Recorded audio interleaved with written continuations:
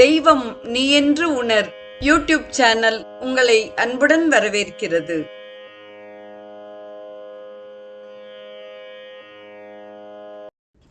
வாழிய செந்தமிழ். அன்பு நிறை உள்ளங்களுக்கு அன்பார்ந்த வணக்கங்கள்.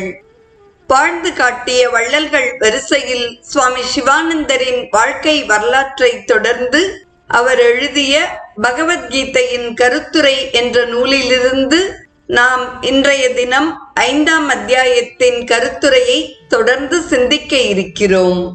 ஒரு குறிப்பிட்ட முறையே அடுக்கப்பட்ட பல புள்ளிகள் கடவுள் என்ற வார்த்தையை குறிக்கின்றன என்பதை நீங்கள் அறிவீர்கள். ஆனால் இந்த புள்ளிகள் கடவுள் அல்ல, அவை அந்த வார்த்தையை குறிக்கின்றன. அந்த சொல் கடவுளை உங்களுக்கு நினைவூட்டுகிறது. ஆனால் இரண்டையும் ஒன்றுபடுத்தி பார்க்கும் வழக்கம் மக்களிடம் உண்டு. துறவினாலேயே லட்சியத்தை அடைய முடியும் என கூறப்பட்டுள்ளது. துறவு என்பது சந்நியாசமே ஆகும். சில சடங்குகள் செய்ய வேண்டியது இருக்கிறது.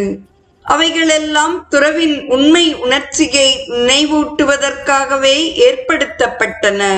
ஆனால் மனிதன் இதை மறந்துவிட்டான். அவன் சடங்குகளுடன் ஒட்டிக்கொண்டானே தவிர அவற்றின் பொருளை பொருட்படுத்தவில்லை. பகவான் ஸ்ரீ கிருஷ்ண பரமாத்மா சந்நியாசத்தை மறுமுறையும் விளக்குகிறார். வேண்டுதல் வேண்டாமை இலானே நித்திய சந்நியாசி. இதுவே கீதையின் யோகம். நீங்கள் ஆசையற்றவர்களாக ஆக வேண்டும். எல்லோரும் ஒன்று என்பதை நீங்கள் உணர வேண்டும். அப்பொழுது எதையாவது நீங்கள் வெறுப்பீர்களா? பின் எதை துறக்க வேண்டும்? பற்றுதலை துறக்க வேண்டும். இது மிகவும் கடினமானது. இது மிகுந்த விழிப்பை வேண்டுகிறது. எல்லோரும் பல்வேறு பொருள்களிடம் பற்றுக்கொண்டு விளங்குகின்றனர். தந்தை, தாய், மனைவி, மக்கள், வீடு, செல்வம், இவற்றில் நீங்கள் பற்றுக்கொண்டு நிற்கிறீர்கள். சிற்சில கருத்துக்களில் பற்றுதல் உடையவராக இருக்கிறீர்கள். ஒரு மதம், கடவுளின் ஒரு உருவம், ஒரு தத்துவ முறை, இவற்றிலேயே பற்றுக்கொண்டு நிற்கிறீர்கள். நன்மை தீமையை குறித்து உங்களது தனிப்பட்ட எண்ணங்கள் நிலவுகின்றன. அவற்றிலே நீங்கள் பற்றுக்கொண்டு நிற்பதையும் காணலாம். இவை அனைத்தையும் துறக்க வேண்டும். மற்றொரு வித துறவை கீதை அடிக்கடி குறிப்பிடுகிறது. அதுதான் நாம் செய்த செயலின் பலனை துறக்க வேண்டும் என்பதாகும். சிறிய சேவைக்கும் பெரிய வெகுமதியை எதிர்பார்க்காதீர்கள்.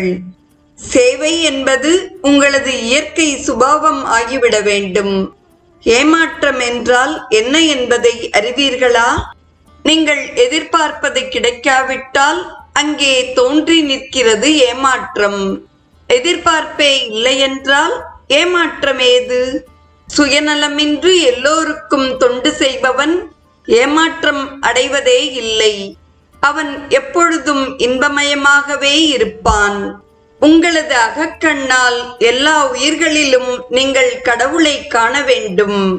பெரிய மனிதன், சிறிய மனிதன், பணக்காரன், ஏழை, நல்லவன், கெட்டவன் முதலிய எல்லாவிதமான எண்ணங்களையும் மனதிலிருந்து அகற்றிவிடுங்கள்.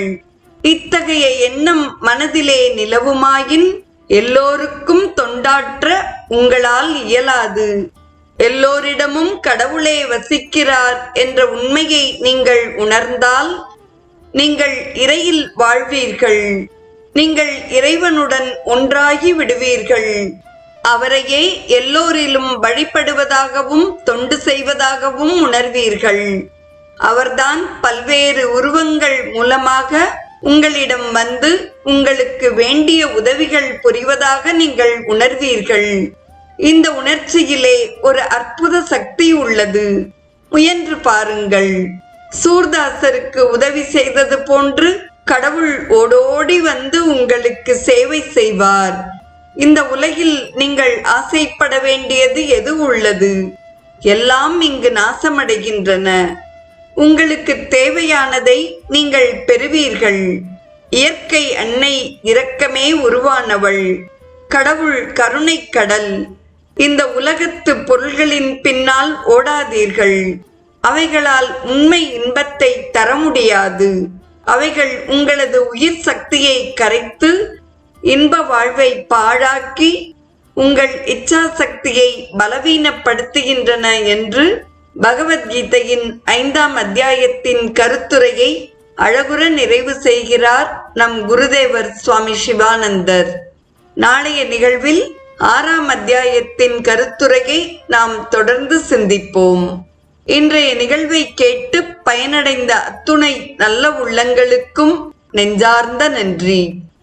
வாழிய செந்தமிழ், வாழ்க நற்றமிழர், வாழிய பாரத மணித்திரு நாடு.